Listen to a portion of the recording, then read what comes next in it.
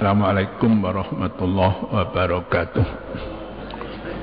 Bismillahirrahmanirrahim. Alhamdulillahirabbil alamin wa bihi nasta'inu ala umur dunya waddin. Wa sallallahu ala sayyidina Muhammadin wa ala alihi wa sahbihi ajma'in, amma ba'du.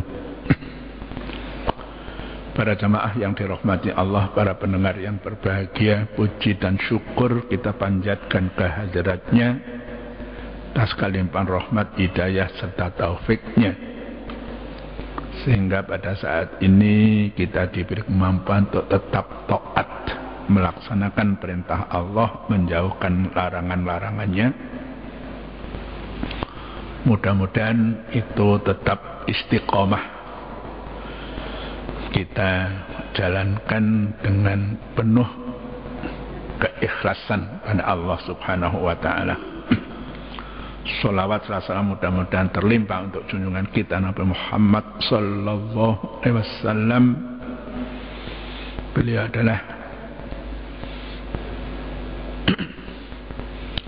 Rasul yang terakhir yang bawa syariat Islam yang diridhai oleh Allah. Otomatis beliau adalah suri tauladan kita untuk mencapai kehidupan bahagia dunia kita ini sampai akhirat kelak. Amin. Ya, yang kita jelaskan masih dalam surat Hujurat yang intinya itu tata krama baik pada Allah, pada Rasulnya, dan janji-janji Allah orang-orang yang menjaga tata krama itu sudah dijelaskan sampai ayat 3. Sekarang kita lanjutkan ayat 4 dan 5. A'udzubillahi minasyaitonirrajim. Bismillahirrahmanirrahim.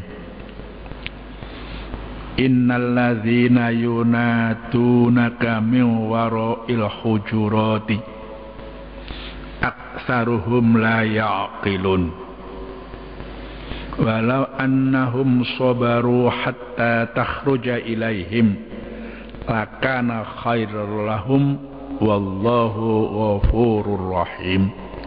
Shadaqallahul azim. Ya, ayat ini turun, ya, sabab nuzulnya itu menegur sekelompok orang dari Bani Tamim yang datang menghadap Nabi pada tahun 9 Hijriyah. Ya, ini kok ayat ini turun itu sebabnya. Mereka berjumlah 70 orang atau lebih. Mereka datang di siang hari sambil berteriak dari luar kamar Nabi. Ya, berteriak. Dikatakan suka latar fa'u, ya, jangan ngomong keras di hadapan Nabi. Ini mereka ini berteriak. Gimana teriakannya? Ya, kalau dalam bahasa Indonesianya supaya paham. Ya, ini betul-betul nggak sopan. Ya. Hai Muhammad, keluarlah menemui kami. Ya, Nabi suruh diperintah untuk menemui mereka. Kebajet ya, kudu cara Jawa nih. Ya, memuji kami adalah baik, kata mereka. Ya, kalau memuji mereka itu katanya baik, dan mencela kami adalah buruk. Ya, itu teriakan mereka. Mungkin ya tidak 70 orang, tapi banyak di antara mereka yang berteriak semacam itu. Ya, padahal ketika itu Nabi Muhammad sallallahu alaihi wasallam sedang beristirahat, awan-awan. Ya, apalagi negeri Madinah itu kalau misalnya musim panas, kalau sekarang musim dingin, adem ini orang-orang yang umroh ini. Kalau musim panas di sana itu ya melebihi panasnya Surabaya gitu lah. Ya, dengan berat hati Ya, Nabi melayani tamu-tamu itu yang kemudian berkata,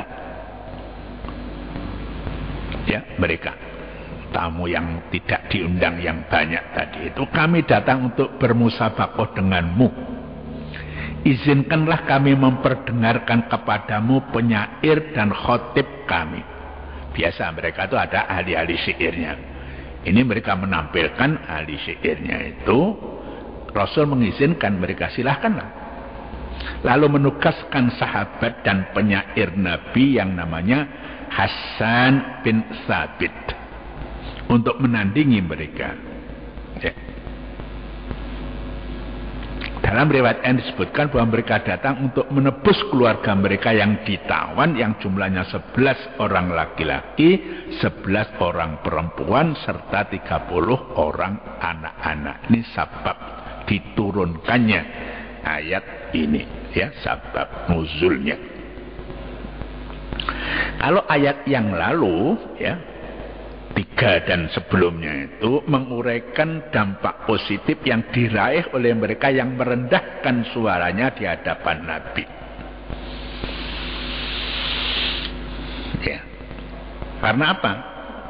Merendahkan suara terdorong untuk menghormati beliau.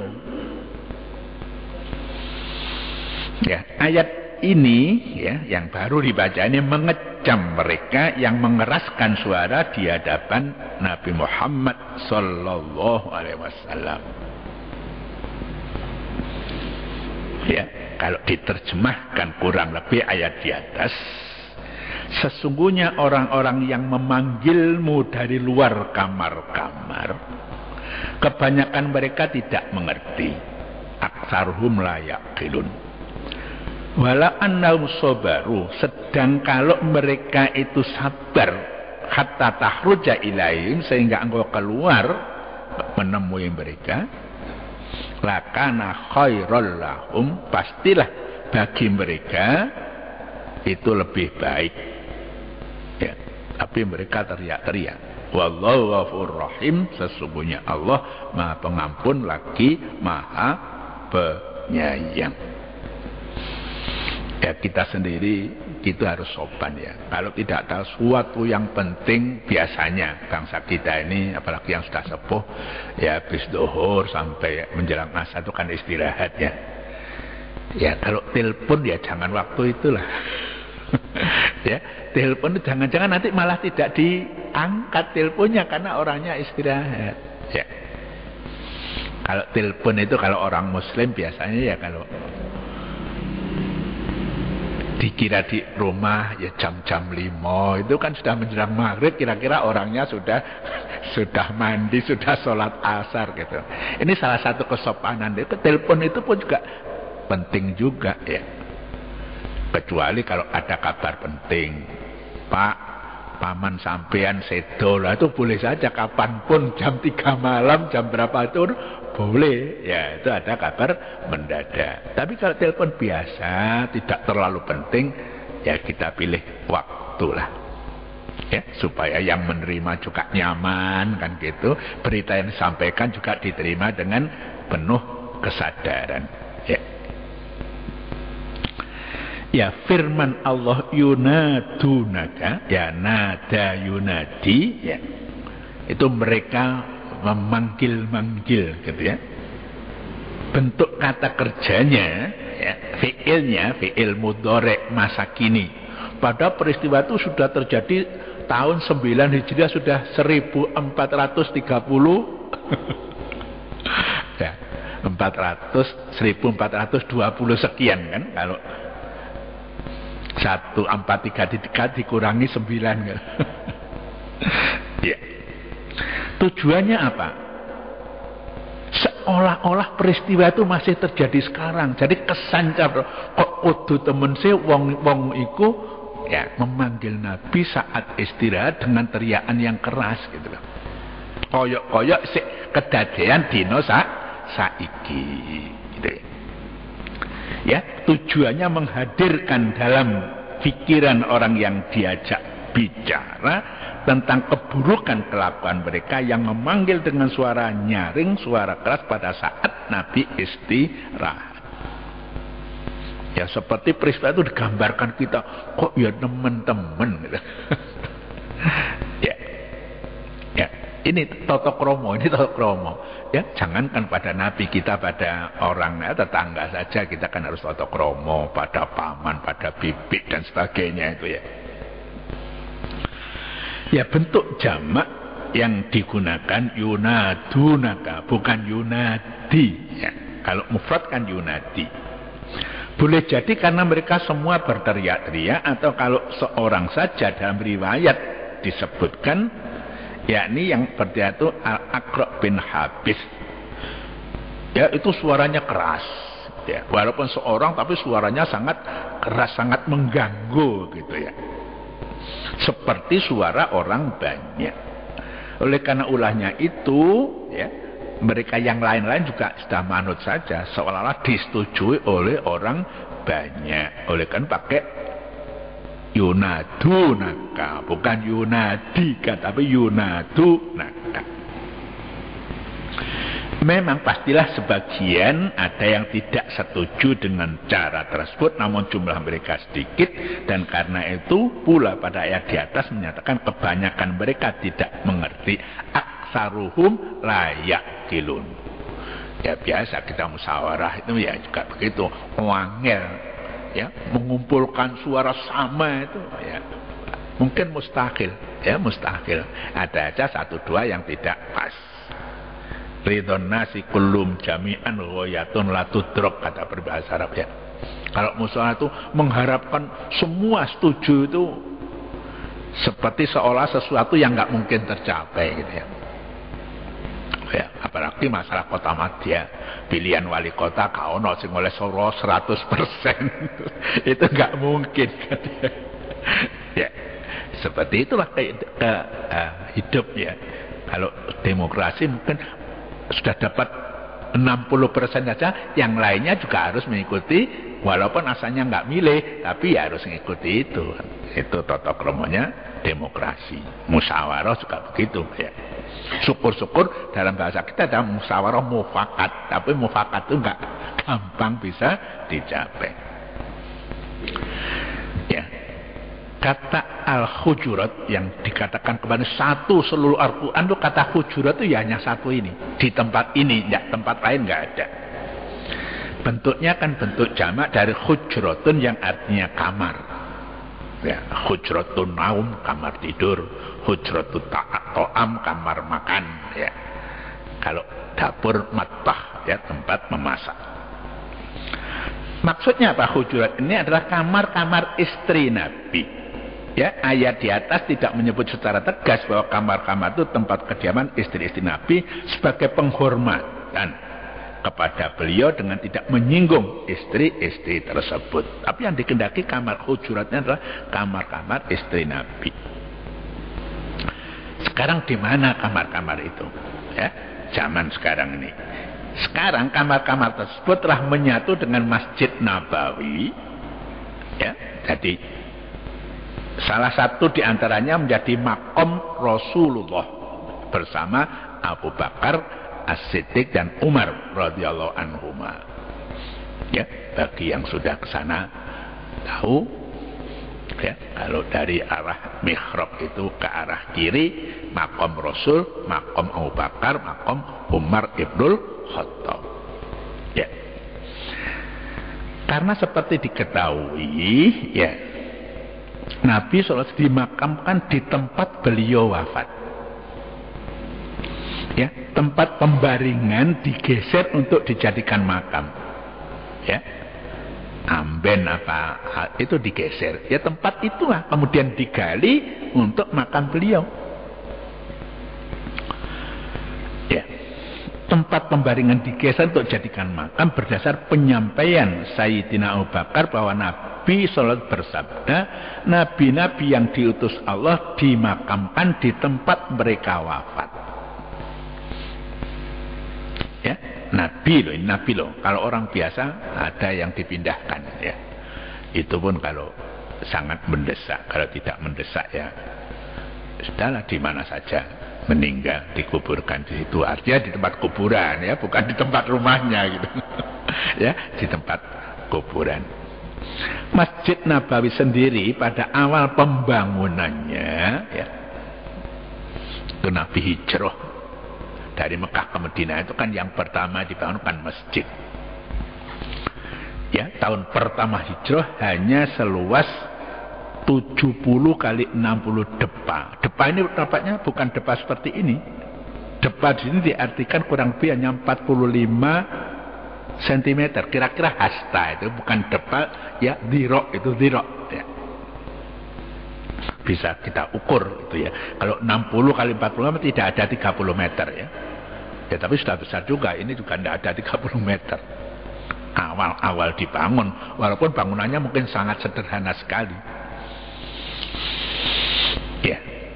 Sedang kamar-kamar Nabi adalah dengan istrinya yang berjumlah 9 kamar, masing-masing terbuat dari batang pohon kurma. Ya. Sekarang nggak ada itu sudah. Nah, itu pertama 8. Itu kemudian masjid itu kan dikembangkan sampai zaman Raja Saudiyah ini.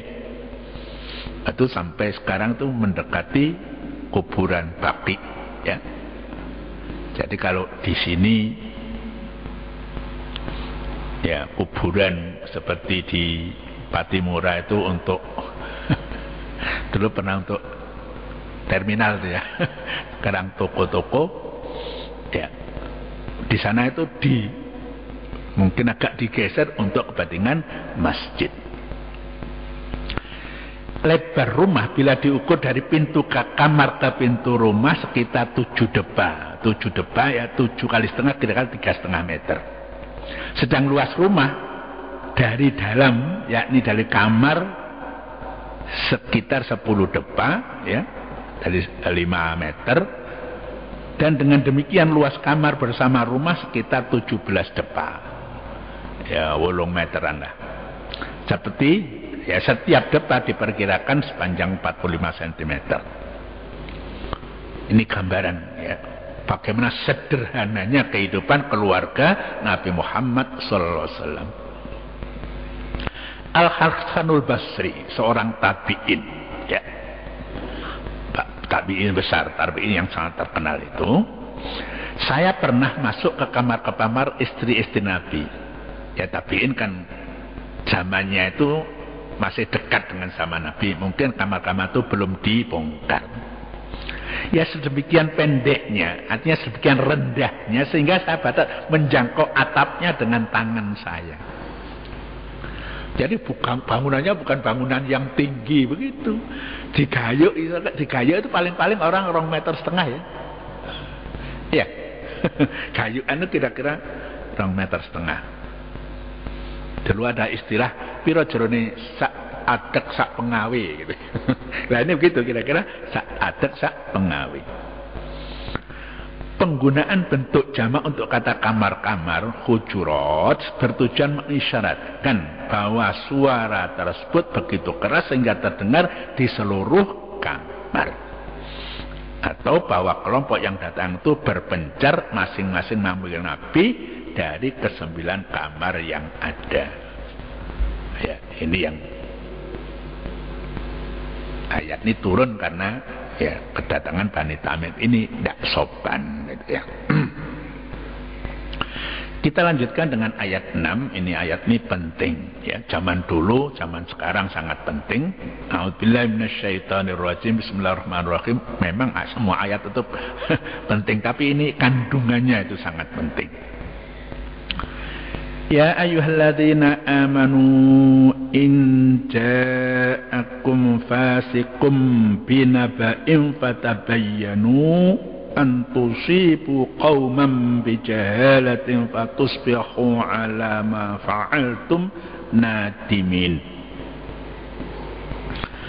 Hai orang-orang yang beriman, ya setiap ayat yang dimulai ya ayyuhalladzina amanu itu belakangnya itu mesti penting, kandungannya penting.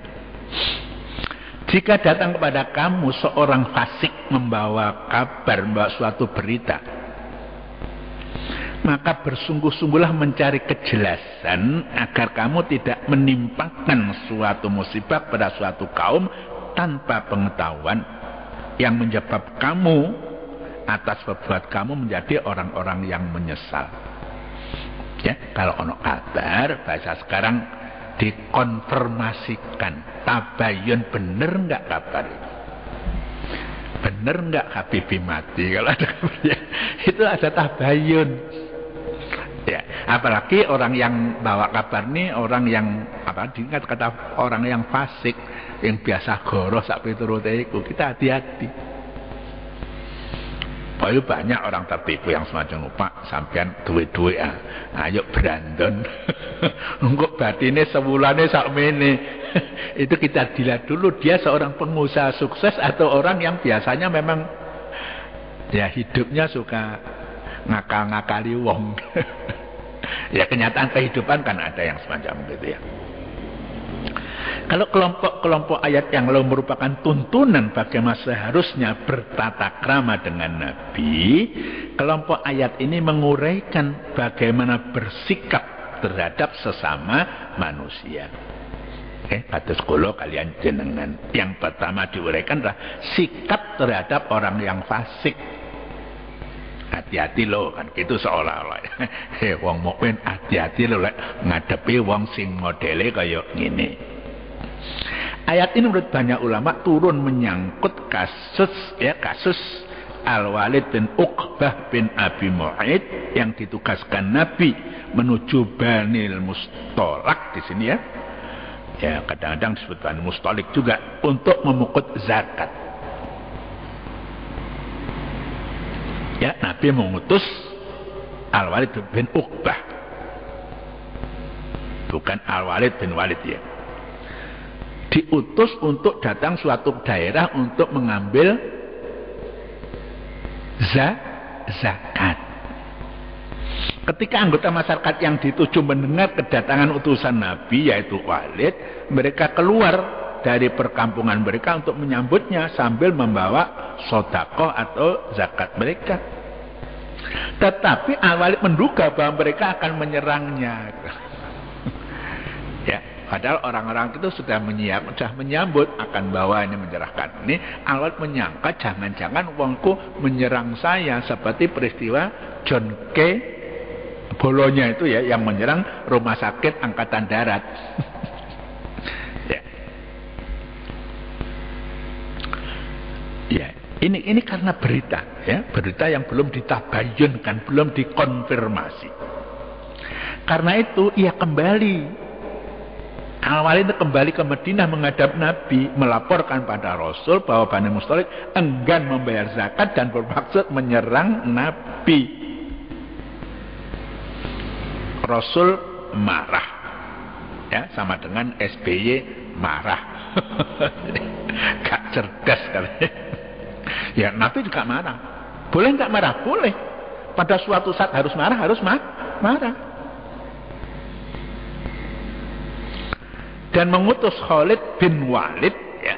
Ini Khalid lain ya. Tadi Khalid bin Uqbah, ini Khalid bin Walid. Ya, dulu musuhi Nabi ini. Tapi sekarang sudah jadi pengikut Nabi untuk menyelidiki keadaan sebenarnya, ya. Tilik sandi, intelijen gitu ya. Betul enggak bahwa orang Bani Mustalik mau menyerang, gitu ya. Ya, jadi duduk persoalannya harus diperjelas. Ya. Khalid bin Walid radhiyallahu anhu mengutus seorang informannya menyelidiki perkampungan Bani Mustalik yang ternyata masyarakat desa itu mengumandangkan azan dan melaksanakan sholat berjamaah. Ya, belum ditemui tapi dari kejauhan sudah terdengar loh azan, mereka sholat. Masuk kata musuhi Nabi kan gitu ya. Khalid kemudian mengunjungi mereka lalu menerima zakat yang telah mereka kumpulkan. Riwayat menyatakan bahwa justru mereka yang datang pada Rasul menyampaikan zakat sebelum Khalid bin Walid melangkah ke perkampungan mereka. Ya, ini hati-hati. Ya, inja ja'akum fasikun binaba'in fatabayyan. Ya. Jelas kabar iki bener tangga. Ya, seperti itu. Jadi kita jangan ya, sudah mengambil keputusan pada berita itu tidak seperti langkah kita yang kita anggap mungkin tidak tepat karena kenyataannya tidak semacam itu. Ada riwayat lain tentang sebab turunnya ayat ini, namun yang jelas bahwa ia berpesan ya. Ya, jadi sebab nuzul itu mungkin ada beberapa. Pesannya, hai orang-orang yang beriman, jika datang kepada kamu seorang fasik membawa suatu berita yang penting, naba itu ya. Naba itu beda dengan khobar. Naba itu berita penting. Maka bersungguh-sungguhlah mencari kejelasan, konfirmasi, tabayyun. Ya, telitilah kebenaran informasi itu dengan menggunakan berbagai cara agar kamu tidak menimpakan suatu musibah kepada suatu kaum tanpa pengetahuan tentang keadaan yang sebenarnya dan yang pada gilirannya, dan dengan segala menyebabkan kamu atas perbuatan kamu itu nanti akan menyesal. Ya, getun itu mesti dibamburi, Pak. Ya, getun Bu muri, menyesal kemudian, ya. Ini biasa aja, tidak berkaitan dengan orang fasik. Malu bertanya, sesat di jalan, ya, itu masuk nanti menyesal juga kemudian. Ya, jadi kalau berbeda-beda hanya sebab nuzul dan kasus, ya, pendapat ulama juga berbeda-beda, ya. Ini saya kira sebagai ilustrasi saja, ya. Saya duga mereka itu tadi Walid bin Uqbah menganggap akan menyerang dia dan sebagainya. Ayat di atas kita perhatikan in ja'akum fasikun, ya, menggunakan kata in, ya, artinya jika. In tadhab adhab, kalau kamu pergi saya juga pergi, gitu ya. Ya, jika, ya.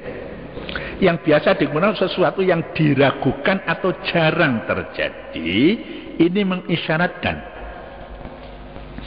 bahwa kedatangan seorang fasik kepada orang-orang beriman diragukan atau jarang terjadi. Wongku biasa nih, ya, moro iku nang wong sing kira-kira atine padha, gitu. Ya, anak kita juga anak yang rajin, biasanya temannya juga anak yang rajin. Bocah sing bolosan biar cari teman yang sing bolosan. Ya, arwah mujan, ya, junudun mujan ada. Orang itu cari kelompoknya sendiri-sendiri. Jadi orang fasik ya sungkan, orang fasik, orang bisa bohong, baca ahli maksiat, katanya mlebu rene iku ya sungkan. Jadi itu jarang terjadi. Hal itu disebabkan karena orang fasik mengetahui bahwa kaum beriman tidak mudah dibohongi dan bahwa mereka akan meneliti kebenaran setiap informasi sehingga sang fasik dapat dipermalukan dengan kebohongannya. Nah, saiki sapa sing diarani fasik, gitu ya. Dan banyak dalam Al-Qur'an. Fasik itu isim fa'il, ya. Verbnya, kata kerjanya, fiilnya adalah fasaqo, ya, yang biasa digunakan untuk melakukan buah yang telah rusak, ya, buah yang telah rusak atau terlalu matang sehingga terkelupas kulitnya, ya, wis kedalon, lek dalu gak apa-apa, lek wis kedalon, ya. Seorang yang durhaka adalah orang yang keluar dari koridor agama akibat melakukan dosa besar atau seringkali melakukan dosa kecil. Ya, dosa besar itu ya minum khamr, ya zina, ya judi kan, ya, termasuk ngerasani, itu dosa-dosa besar. Atau dosa kecil tapi mereka ajak melakoni. Nah, itu juga orang seperti itu termasuk golongan fasik. Na'udzubillah, mudah-mudahan kita tidak golongan begitu. Ya, kata naba tadi sudah saya jelaskan, naba itu berita penting, ya. Kalau khobar itu berita biasa. Dalam awal surat An-Naba, ya, An-Naba awal juz 30. Amma yatasa'alun anin nabail azim. Ya, itu berita besar. Sudah naba tambah azim lagi. Ya, itu kiamat itu. Kalau matinya presiden mana, gempa di mana, tornado di mana, itu menurut Quran itu berita kecil itu. Ya, habis tornado nanti juga dibangun tsunami di Aceh yang menewaskan 200.000 orang, itu sekarang Aceh juga sudah kembali. Ya, sing duwe bojo duwe manak-manak maneh gitu. Ya, tapi Nabaul Adzim karena kiamat habislah semuanya, ini tidak akan kembali, itu berita besar. Gitu. Ya, kalau andaikan nanti Obama kalah atau menang itu berita kecil menurut agama gitu. Ya. Ya, kalau Obama kalah kan nanti ada penggantinya kan ya. Penggantinya itu soalnya seneng nang wong Islam lah tapi itu rotel ya gitu, wallahu alam, kita nggak tahu. Tapi itu berita kecil. Ya. Ya. Dari sini terlihat perlunya memilah informasi. Ya, jangan kita itu dilek kalau kabar kena bener. Nah, kabar itu mesti kandungannya imma kadziban wa imma shadiqon. Ya, kabar itu ada yang benar kalau sesuai dengan kenyataan, bisa kadziban goroh kalau tidak sama dengan kenyataan. Itu belajar ilmu mantik begitu. Ya. Apakah itu penting atau tidak? Dan memilah pula pembawa informasi apakah dapat dipercaya atau tidak. Ya, sing gawa kabar ki ya bener enggak? Tahun 2009 sudah pakai BB misalnya. Ya, BlackBerry ya, itu pengadilan itu. Berarti orang ini dulu goroh-gorohan enggak? Ya. Bisa juga dulu gak gorohan tapi karena menjaga dirinya goroh aja.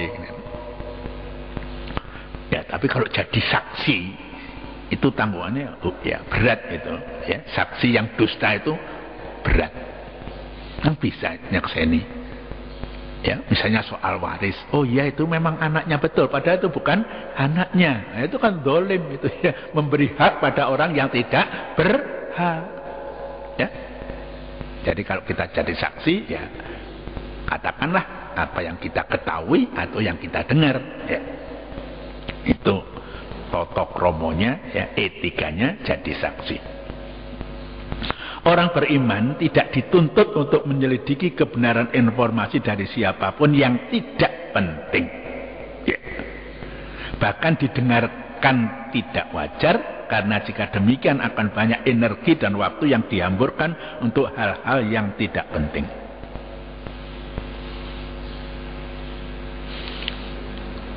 Ya, jadi kalau kabar-kabar tidak penting itu ya sudah, biar aja kabar itu lalu gitu aja. Ya. Bahkan orang itu cukup berdosa kalau setiap kabar dia ucapkan dengan lisannya. Kafabil mar'i isman ayu kalima kullama ya. Jadi menyampaikan setiap apa ia dengar itu dosa itu. Karena bisa menimbulkan kekisruan. Ya, kita terima kabar itu. Kalau ini kira-kira tidak perlu disampaikan ya kita simpan di hati kita. Gitu loh. Itu tiap hari bisa kisruh. Buat antara tetangga, buat antara macam-macam kelompok itu kisruh. Ya, kalau kita mengucapkan setiap apa yang kita dengar. Kata bijahalatin, ya. Berarti tidak mengetahui. Dan dapat juga diartikan serupa dengan makna kejahilan, yakni perilaku seorang yang kehilangan kontrol dirinya sehingga melakukan hal-hal yang tidak wajar, baik oleh dorongan nafsu, kepentingan sementara maupun kepicikan pandangan. Ya, istilah ini juga digunakan dalam arti mengabaikan nilai-nilai ajaran ilahi. Jadi kita itu kalau mengatakan sesuatu yang kita yakini, ini memang pantas saya sampaikan gitu ya. Kadang-kadang kan enggak, orang terdorong untuk ya entah apa saja, kepentingan tertentu, entah jabatan tertentu, uang tertentu, ini menghilangkan apa? Angger-angger ya, koridor agama. Karena kepentingan sementara ya, kepingin tadi anggota DPR D misalnya, ya, nggak tahu sekolah aliyah itu loh, golek ijazah sekolah aliyah. Nah itu kan. Nah, sekarang kan selalu ada gitu di mana-mana. Ya, karena sudah melanggar koridor ya syariat ini. Ya. Itu kan bohong ya, nggak duwe ijazah ngaku-ngaku duwe ijazah.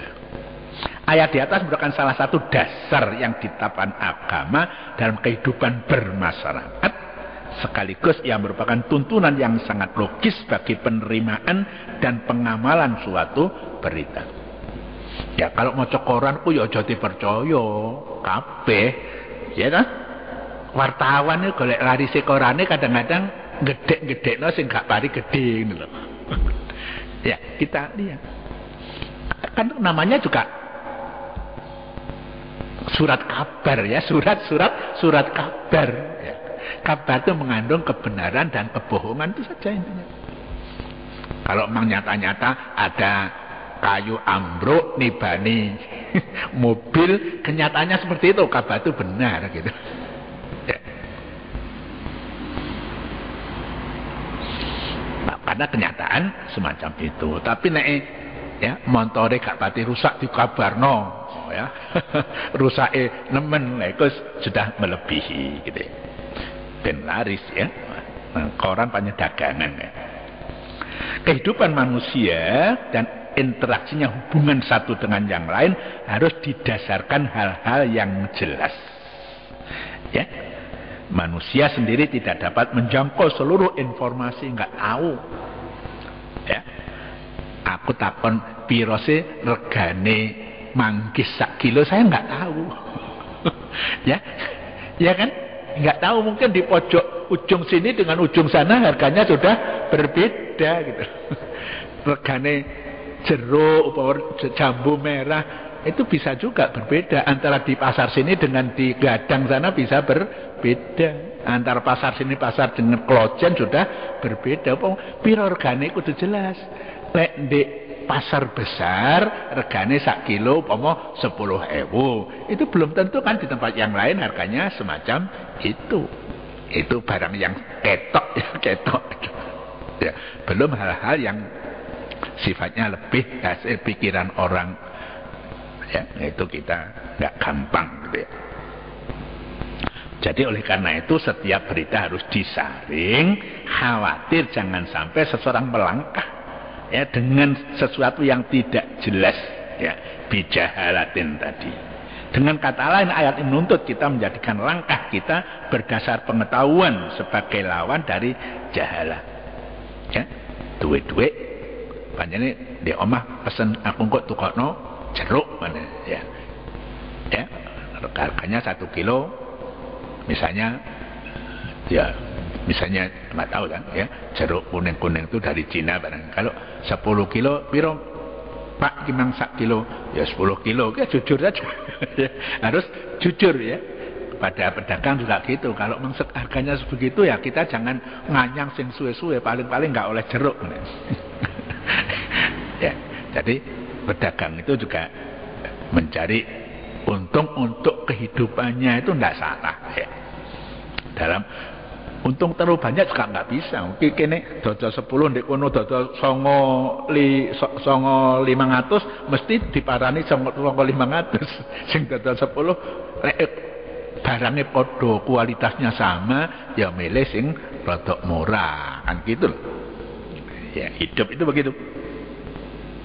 Ya di samping melakukannya berdasarkan pertimbangan logika, nalar dan nilai-nilai yang ditetapkan oleh Allah sebagai lawan dari makna kedua dari jahalah. Di awal tadi sudah ayat pertama la tuqaddimu baina yadayillah ya. Ojo disiki apa sing dikersakno Gusti Allah, sing dikersakno Kanjeng Nabi. Itu pedomannya. Ya. Jadi kalau satu hal kita harus milih, ini kok tidak cocok dengan perintah Allah dan perintah Nabi, itu mau diperintah karo wong akeh, ya kita ngikuti yang diperintah Allah dan Rasulnya gitu ya. Penekanan pada kata fasik, inja akum fasikun, bukan pada semua penyampai berita, karena ayat ini turun di tengah masyarakat muslim yang cukup bersih, sehingga bila semua penyampai berita harus diselidiki kebenaran informasinya, maka ini akan menimbulkan keraguan di tengah masyarakat muslim, dan pada gilirannya akan melumpuhkan masyarakat. Nek masyarakat muslim wong fasik iku gak ono, ya wis saben. Contohnya kita diajak baca Fatihah untuk orang di Jakarta. Ya, ini kita percaya. Nggak usah takut Jakarta bener lah wong iki. Ini kan bisa lumpuh ya. Pekerjaan nggak bisa jalan. Ya saling mempercayai di antara satu dengan yang lain. Ya. Jadi kalau misalnya asar itu jam berapa Mas? Jam 3 kurang berapa? Kurang seperempat. Itu misalnya ya sudah, masjid di mana-mana di setel masjid jamek, wabe waktu jam 3 kurang seperempat podo adzan asar kabeh, percaya nang masjid jamek gitu loh. Kalau subuh jam 4 luweh 20 menit. Ini nanti bergeser itu. Ya, kalau pas bulan Desember, wah itu jam 3 kurang seperempat wis subuh. Ya. Karena ya letak matahari itu. Ya, dalam konteks serupa, Sayyidina Ali karramallahu wajhah berkata, bila kebaikan meliputi suatu masa beserta orang-orang di dalamnya, ya zaman Nabi itu ahsanul qurun, sebaik-baik masa, zaman di mana orang-orangnya baik semua. Ya, lalu seorang berburuk sangka terhadap orang lain yang belum pernah melakukan celah, maka sesungguhnya ia telah melakukan kezaliman. Ya sak keluarga iku mulai baik, ya sak betul apik-apik, kok ono wong sing golek-golek kesalahane, dia dolim itu loh. Ya. Tetapi apabila kejahatan telah meliputi satu masa disertai banyaknya yang berlaku dolim, koyok zaman saiki, di sana nusuk, di sana bakar, di sana korupsi, itu zaman sudah semacam itu. Lalu seorang berbaik sangka terhadap orang-orang yang belum dikenalnya, maka ia akan mudah tertipu. Ya kan banyak orang dikelencer nandi-nandi, dijak nang warung, dikei ngombe, dikei racun tikus. Ya kan di Nganjuk itu ya. Iya. Zaman sudah rusak, kita harus waspada. Kalau zaman itu baik, orangnya baik, kita menduga orang itu berbuat jahat, ini dolim. Tapi sebaliknya zaman wis rusak, kita itu tetap berbaik sangka terhadap semua orang, ciloko. Ya tadi kudu luweh ngati-hati sapa sih sing ngejak aku iki wong durung kenal kok ngejak nang warung, nukokno ngene-ngene, gak ngerti nek panganane wis dikai racun tikus. Ya. 20 lebih korbannya ya, yang mati berapa? Ya, yang di Nganjuk itu. Kita harus hati-hati. Ya, perlu dicatat bahwa banyaknya orang yang mengedarkan informasi atau isu bukan jaminan kebenaran informasi, itu banyak faktor yang harus diperhatikan. Hati-hati ya, wong nguabarno ngomongi akeh, hati-hati. Ya, biasa orang ngomong banyak itu kehabisan bahan lalu goroh kan gitu ya. Jadi ngomong itu sak perlune. Ya. Dulu ketika ulama menyeleksi informasi para perawi hadis Nabi, salah satu yang diperbincangkan adalah penerima riwayat yang disampaikan oleh jumlah orang dinilai mustahil menurut kebiasaan mereka, sepakat berbohong ya, atau yang diistilahkan dengan mutawatir. Ya. Para muhaddis kan nulis hadis ini sudah sekian ya. Mungkin ada yang sudah abad 3. Ya Nabi kan sudah wafat. Beneran Kanjeng Nabi ngendika ngene iki, ya kan nurut. Iki saka sapa nek wong ki pancen wong gak tau goro, ingatannya kuat. Nah, itu hadisnya tadi sahih. Kalau wong ki rodok lalian, itu enggak mungkin ulama ini masukkan menggolongkan dalam hadis. Apalagi orang tuh suka dusta, mesti hadisnya maudhu gitu ya. Ini orang bikin-bikin, bukan sabda Rasul, tapi orang bikin-bikin seolah-olah itu sabda Rasul. Itu oleh karena itu pedoman kita sudah jelas ya, hadis itu ada hadis sahih, ada hadis mutawatir ya. Ulama sudah menentukan ini hadis maudhu, misalnya seperti itu, jangan digunakan. Kalau ada hadis yang lemah saja, dhaif, tapi ada hadis sahih, nah itu bisa aja digunakan, menguatkan, menambah kuat yang sahih, gitu ya. Kata tusbihu, asbaha yusbihu, itu artinya menjadi, kan ya, di waktu pagi, masuk di waktu pagi. Ia kemudian diartikan menjadi. Kaifa asbahtum ya fulan, asbahtu mu'minan khalisan. Ditanya pada Rasul, bagaimana keadaan kamu sekali ini? Ya, Nabi mengatakan itu, asbahtu mu'minan khalisan. Saya hari ini seperti orang betul-betul orang yang mukmin. Ditanya oleh Nabi, hakikatnya apa? Saya itu kalau seolah-olah sudah melihat surga. Ya, dengan segala kenikmatannya, saya sudah melihat neraka dengan segala macam siksanya. Nabi, ya, qad arafta, kamu itu namanya sudah makrifat, gitu loh. Jadi semua perbuatan pikiranmu sudah seperti itu. Ya, falzam, teruskan itu ya. Tetap pertahankan. Sebab orang itu kan bisa berubah ya. Kalau tidak hati-hati bisa berubah. Ini bilang tentang tusbihu ya. Ayat di atas mengisyaratkan bagaimana sikap seorang beriman jika melakukan satu kesalahan. Ya, salah itu sudah tempatnya ini manusia. Seperti kita berjalan ya di atas air mesti kaki kita basah. Seperti itu kehidupan itu. Mereka oleh akhir ayat di atas dilukiskan sebagai fatusbihu ala ma fa'altum nadimin. Ya, ini segera ya. Menyesal ya, menyesalnya, dan berpagi-pagi menjadi orang-orang yang penuh penyesalan. Gak usah suwe-suwe. Nek saiki salah langsung menyesal, langsung istighfar, langsung tobat. Ojo ditunggu waktu dia. Seketika itu kita nggak tahu. Masih hidupkah kita 1 jam lagi? Kita nggak tahu. Masih hidupkah kita 1 hari lagi? Wallah. Begitu merasa salah, langsung istighfar, langsung bertobat, langsung menyesali apa yang dilakukan kalau yakin bahwa tadi itu salah. Ya, demikian, mudah-mudahan bermanfaat bagi kita. Wallahu muwaffiq ila aqwamit thoriq. Assalamualaikum warahmatullahi wabarakatuh.